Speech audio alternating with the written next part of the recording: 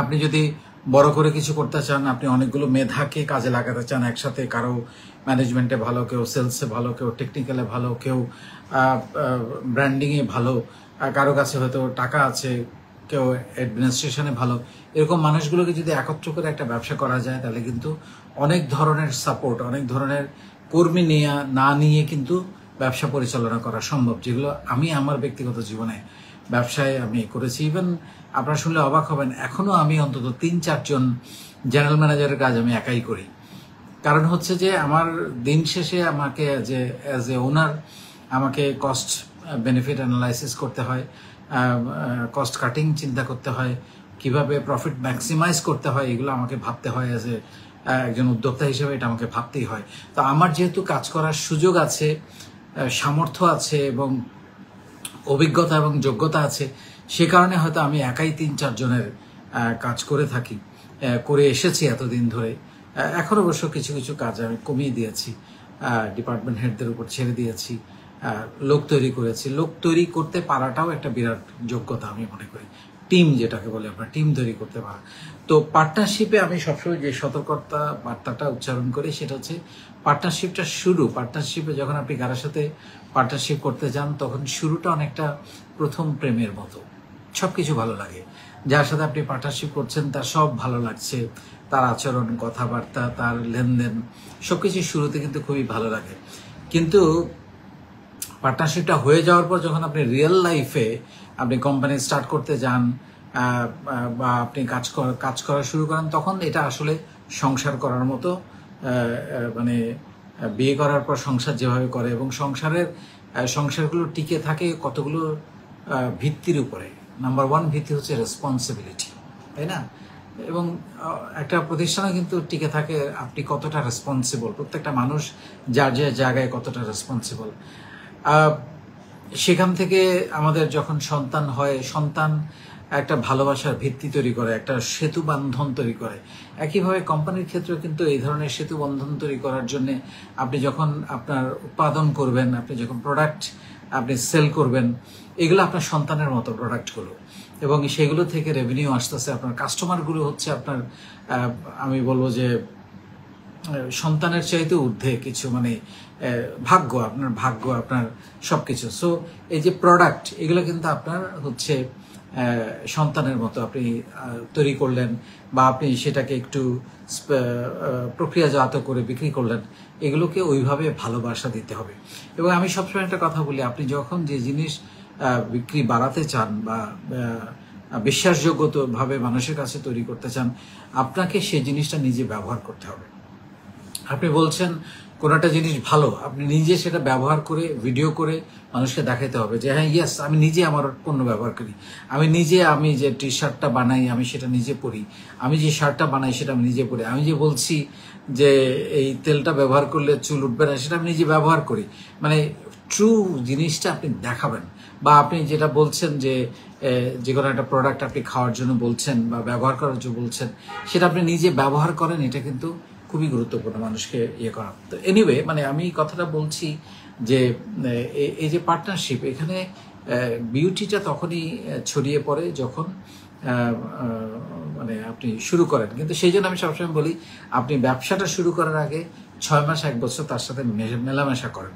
কারণ একটা সম্পর্ক তৈরি করে ফেলার আগে মেলামেশা করে যদি বুঝে নেওয়া যায় যে সে মানুষ হিসাবে কেমন, তার কমিটমেন্টের কতটা ভ্যালু আছে, প্রতিদিন বা বিভিন্ন সময় আপনাদের যে মিটিং করার কথা সেখানে সে কতটা সিরিয়াসলি সে আসছে, আপনাদের প্রত্যেক মাসে যে কিছু কন্ট্রিবিউশন বা টাকা পয়সা কোথাও এক জায়গায় রাখার কথা সেটা কতটা সিরিয়াসলি করছে একটা জয়েন্ট অ্যাকাউন্ট করে, এই জিনিসগুলো কিন্তু খুব গুরুত্বপূর্ণ। এগুলো থেকেই কিন্তু আপনি তার সম্পর্কে ধারণা পেতে থাকবেন যে তার সঙ্গে আসলে আপনার সম্পর্কটা এগোবে কিনা। কারণ করার পরে যখন নতুন নতুন প্রবলেম তৈরি হয়, তার চেয়ে আগে জানতে পারাটা অনেক ভালো।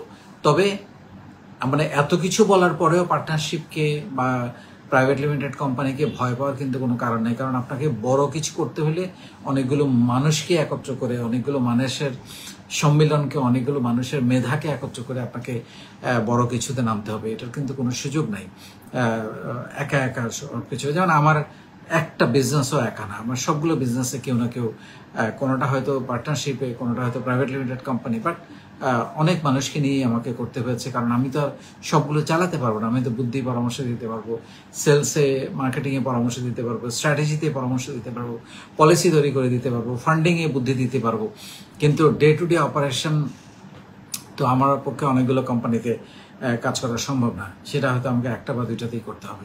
তো তেমনিভাবে আপনি যখন পার্টনারশিপ করবেন মাথায় রাখতে হবে যে এটা টিকে থাকে হচ্ছে রেসপন্সিবিলিটি, সততা, কমিটমেন্ট। আপনি আপনার সংসারের প্রতি কতটা কমিটেড, কোম্পানির প্রতি আপনি কতটা কমিটেড, কতটা সৎভাবে আপনি আপনার কোম্পানি চালাচ্ছেন, কতটা ডেডিকেটেড ওয়েতে চালাচ্ছেন। এবং একটা পরিবারে যেমন সবাই যেমন কন্ট্রিবিউট করে না, কিছু মানুষ রোজগার করে বাকিরা খায়, পার্টনারশিপও কিন্তু সেরকম দেখবেন সবাই সমানভাবে।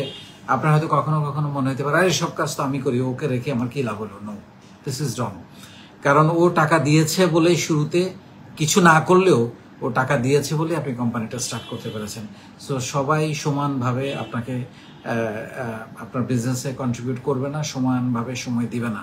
যিনি উদ্যোক্তা নেন তাকে অনেক বেশি দায়িত্ব বহন করতে হয়, তাকে অনেক বেশি স্যাক্রিফাইস করতে হয়, তাকে অনেক বেশি কাজ করতে হয়, এবং তাকেই অনেক বেশি কথা শুনতে হয়। এটা জবাবদিহিতার মধ্যে থাকতে হয়, এবং জবাবদিহিতা ইজ এ মাস্ট। মানে আমরা সবাই সমান সমান পার্টনার, সো আমরা কেউ কাউকে জবাব দিব না, এটা কিন্তু হয় না। আমি একটা খুবই সফল একটা বিজনেস ধ্বংস হয়ে যেতে দেখেছি শুধুমাত্র একটাই কারণ, একজন পার্টনার অফিসে আসে, ক্যাশের মধ্যে যত টাকা থাকে নিয়ে চলে যায়, কাউকে বলে না, কোনো নিয়ম নাই, বা মাস শেষে যে সবার একটা বেতন নিতে হয় বা একটা নিয়ম অনুযায়ী পার্টনারদেরকে অফিস থেকে টাকা নিতে হয় অ্যাপ্রুভাল করে। নো, অফিসে আসে, এই অ্যাকাউন্টেন্টকে ডাকে, কত টাকা আছে, আচ্ছা আমাকে দিয়ে দাও। আরেকজনও যখন দেখলো সে নিয়ে গেছে, আরেকদিন এসে নিয়ে চলে আসে। তো দিস ইজ আলটিমেটলি ব্যবসাটা বন্ধ হয়ে গেছে। তো অথচ কত ভালো একটা আইডিয়া ছিল, কত ভালো একটা কনসেপ্ট ছিল, কোটি কোটি টাকা ট্রানজ্যাকশন হচ্ছিল, সেটা কিন্তু তারা হারালো। তো সেই জন্য আমি আপনাদেরকে যেটা বলবো যে সবসময় মনে রাখবেন, it's a journey, it's a life, it's a মানে সংসার। এটা সে যেভাবে একটা সংসারে একজন মানুষ, হাজব্যান্ড ওয়াইফ দায়িত্ব পালন করে, যেইভাবে সংসারটাকে টিকিয়ে রাখে, যে সুতার মাধ্যমে সংসারটা টিকে থাকে, হাজারটা কারণ থাকতে পারে একজন আরেকজনকে অপছন্দ করার বা ছেড়ে যাওয়ার, কিন্তু একটা কারণে যথেষ্ট একসঙ্গে থাকার। সেইটাও কিন্তু একইভাবে সত্য পার্টনারশিপে। অনেকগুলো কারণ থাকতে পারে, তার এটা পছন্দ না, ওটা পছন্দ না, কিন্তু আপনাকে মাথায় রাখতে হবে দিন শেষে যে কোম্পানিটা তো লাভজনক হচ্ছে, কোম্পানিটা তো এগিয়ে যাচ্ছে। সো আমরা যদি আলাদা হয়ে যাই, কোম্পানিটা ক্ষতিগ্রস্ত হবে।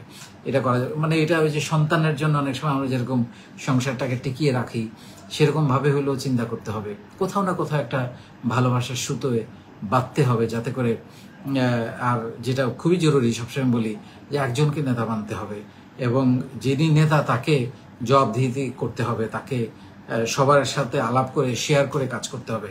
আমাকে নেতা বানানো হয়েছে মানে আমি আমার ইচ্ছে মতো যা ইচ্ছা তাই করলাম, কারো কথা শুনলাম না, কাউকে গুনলাম না, কাউকে ডাকলাম না, কারো সাথে পরামর্শ করলাম না, আপনি দীর্ঘদিন ধরে নেতা হয়ে থাকতে পারবেন না। আপনি হেরে যাবেন, পরাজিত হয়ে যাবেন, আপনাকে বাদ দিয়ে দেওয়া হবে। কারণ হচ্ছে নেতা হওয়ার ধর্মই হচ্ছে সবাইকে নিয়ে, সবার মতামত নিয়ে, সবার পরামর্শ নিয়ে বিনয়ের সঙ্গে সুন্দরভাবে প্রতিষ্ঠানটা চালানো, এবং একই সঙ্গে সততা, জবাবদিহিতা।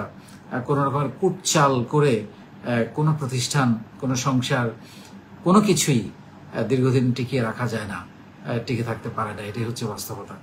অনেক ভালো থাকবেন আপনারা। আজকে কিছুটা অসুস্থতা নিয়ে হলেও আপনাদের জন্য একটা ভিডিও শেয়ার করলাম।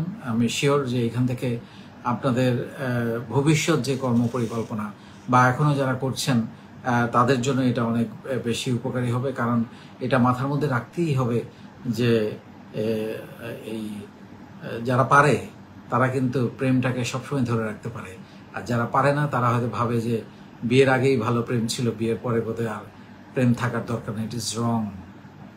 সবসময় থাকার দরকার আছে, সেটা তৈরি করতে হয়, সেটার পরিচর্যা করতে হয়, সেটার যত্ন নিতে হয়, এবং যত্ন নিয়ে পরিচর্যা করে প্রতিদিন রঙিন করা সম্ভব, প্রতিদিন সুন্দর করা সম্ভব, প্রতিদিন কোম্পানিটাকে, প্রতিষ্ঠানটাকে এগিয়ে নিয়ে যাওয়া সম্ভব। অনেক ভালো থাকবেন। আসসালামু আলাইকুম।